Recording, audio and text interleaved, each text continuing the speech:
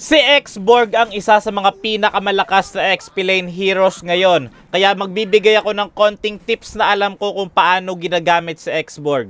Ang emblem set na gamit ko kay X-Borg ay fighter emblem na may vitality kasi yung vitality nagkakaroon ng additional HP dahil alam naman natin na si X-Borg ay mababa yung kanyang HP kapag wala siyang Firaga armor. Ang kasunod naman ay Festival of Blood kung saan bumabalik yung buhay ni X-Borg kapag tumatama yung kanyang skills. At ang kasunod naman ay Impure Rage. Ang naibibigay nito ay adaptive attack at dahil may adaptive attack ito, early game pa lang masakit na si X-Borg at may kadaragdagan rin itong mana regen. Pero dahil nga walang mana si X-Borg, mako-convert ito into HP regeneration. Pagdating naman sa items, ginararush ko talaga kunin yung immortality kasi prone si X-Borg na maparusahan kung sakaling wala siyang Firaga armor at napakalaking tulong ng immortality sa kanya.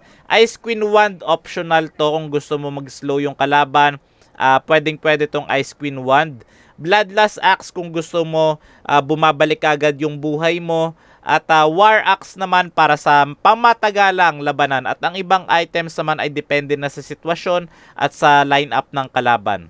Shoutout nga pala sa mga kasama ko dito sina Ida, Polara, Reggie at AIDS.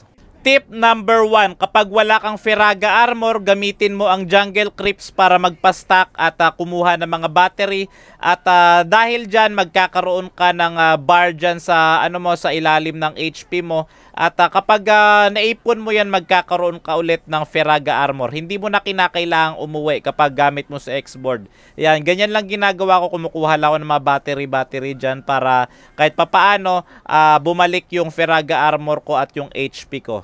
Tip number 2, mas maaga makabili ng immortality, mas maganda. Alam naman natin na kapag walang Firaga armor ang isang X-Borg, ay napakadali niya mapitas, di ba? So kapag wala siyang Firaga armor, kung may immortality naman siya, kahit papaano maiilang yung kalaban at napakahirap niya mapitas. Napakalaking tulong ng immortality. Kung maaga mo tong mabibili, mas okay talaga.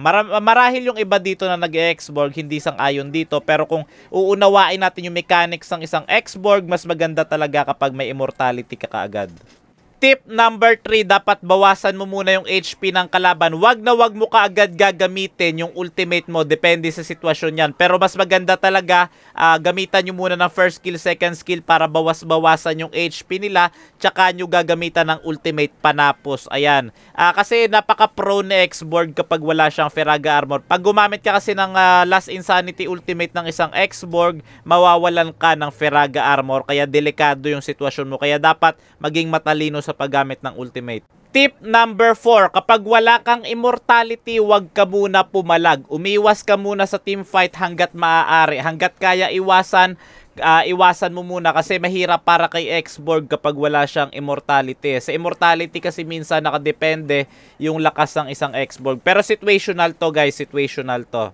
Tip number 5, kapag nakuha nyo na yung mga core items nyo, enough na yung damage nyo, at available yung immortality nyo, at X-Borg yung gamit nyo, ayan, pasukin yung backline gamit yung ultimate na X-Borg, at sapat na yan para pitasin yung marksman ng kalaban. Kahit isakripisyo mo pa yung buhay mo, basta mapitas mo yung marksman ng kalaban, okay na yun, panalo pa rin yun, di ba? Pero hindi tayo mapipitas dito, mabubuhay tayo dito. Syempre, responsibilidad niya, kaya natin takasan eh. Basta ganun, tatandaan nyo, pasukin nyo yung backline ng kalaban at kunin nyo yung marksman nila. At yun lang muna siguro, abangan nyo yung full game tutorials ng X-Borg natin. Tips lang kasi to, mas maiksing video lang to. At yung full game talaga, doon yung makikita yung kung paano ko mag-rotate at iba pa. Pero yun lang, at pa-follow na rin po ng aking page bilang suporta sa ating page upang marami pa ang maabot ng ating page at lumago pa ang ating page. Maraming salamat po.